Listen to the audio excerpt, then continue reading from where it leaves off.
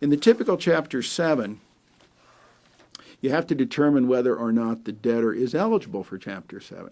The 2005 laws enacted something called the means test, M-E-A-N-S test.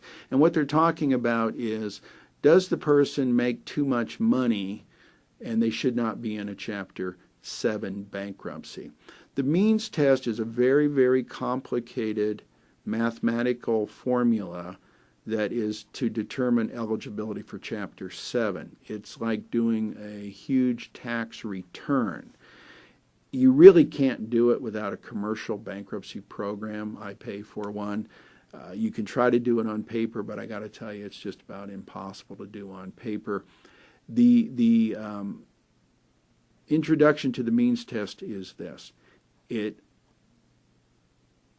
does not apply if 51% or more of the debts are business-related debts.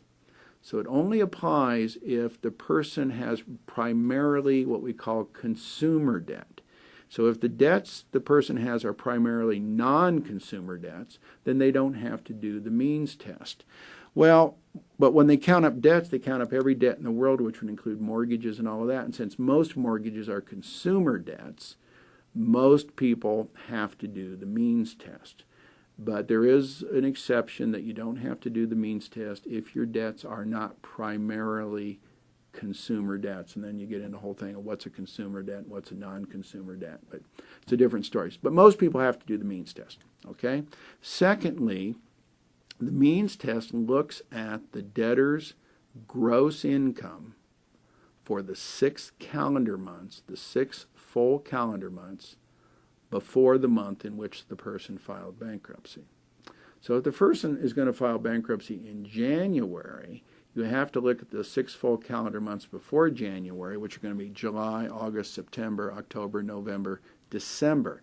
You look at the gross income. Now, gross is before any deductions, and people get that mixed up all the time. Clients have a hard time, and they're always giving me net, even though I explain to them gross means before any deductions.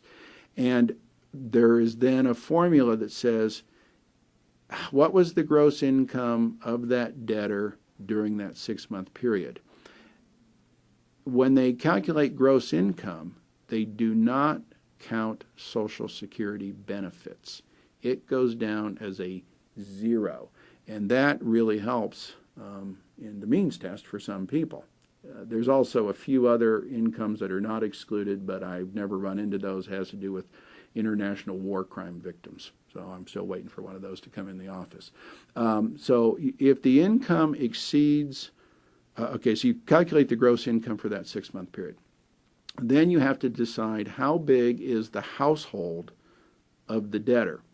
And that, of course, gets into interesting questions about what's a household and how many people live in the household. But let's just say it's husband and wife and 2 kids. That's a simple one. That's probably a 4-person household. Well, what if grandpa lives with them? Yeah, that might be a 5-person household. So you got to figure out how big the household is.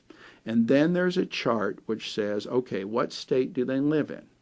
And then the chart says, what is the median income in that state for that size household? And if you remember your 5th grade math, there was mean, median, and mode. Median is the point at which 50% are above and 50% are below. It's not the average. That's mean. It's median. And these figures are calculated about every 6 months, and they do change. And by the way, they've dropped in Arizona the last couple of years because of the recession. Median incomes have gone down, not up in Arizona. So you look at this chart and you say, okay, how big's the household? What's the median income in Arizona for that size household? And you break it down to a monthly median income.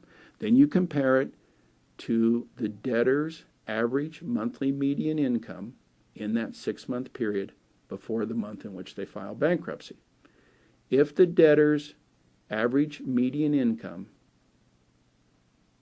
from gross income in that 6-month period is less than the state median income for a same size household, then you don't have to do the means test. That's just the way it works. So the concept of the means test is take people above the median income, perhaps not necessarily wealthy people, but people above the median income, and they have to complete the rest of the means test. So one of the things we look at right away is this person above or below median income? Sometimes if you just delay the bankruptcy for a couple of months, they'll drop below median income because you're looking backwards. If the person lost their job, but they had a really good paying job, you may not want to file bankruptcy right away because you're looking backwards for 6 months and you're going to catch those high income months. You delay the bankruptcy for 3 or 4 months, now you're going to catch 3 or 4 months where they're out of work and maybe getting unemployment benefits. Their median income is going to be dropping. On the other hand, it may work the other way around. If they're above the median income, then you have to complete the rest of the means test. It gives you certain standardized deductions which may not relate to real life deductions. It gives you deductions so much for food and vehicles and medical care and housing and all sorts of strange formulas which are beyond the scope of our explanation today. And then the answer is not do those deductions get you below the median income, because they always are going to get you below the median income. The question is, after you do all those deductions, how much does the means test say the person has left over at the end of the month? And that's what we call their disposable income. Depending on the amount of that disposable income according to the means test, that person might be eligible to do a Chapter 7, or they might not be eligible to do a Chapter 7, in which case their other alternative might be Chapter 13. That's a really important area that was put in the law in 2005. It has been the subject of all sorts of court cases, some of which have gone to the U.S. Supreme Court. It is beyond the scope of my ability to explain it to you today. I will tell you, as a paralegal, you will have to gather all of this data from the clients. You will have to get their pay stubs. You'll have to find out, do they have other sources of income? If grandpa lives with them, does he contribute $300 a month for the groceries to the household? And that counts. Is it Social Security income? Well, then that doesn't count. Well, what if it's grandpa's Social Security income? Does it count? I don't know. We don't know the answer to that one. The attorney's going to have to make the ultimate decisions, but you're going to have to gather the data, input it, figure out the deductions, and then figure out, the attorney will have to do the rest of the work. That's a very, very rough explanation of Chapter 7, and I'm going to leave it at that.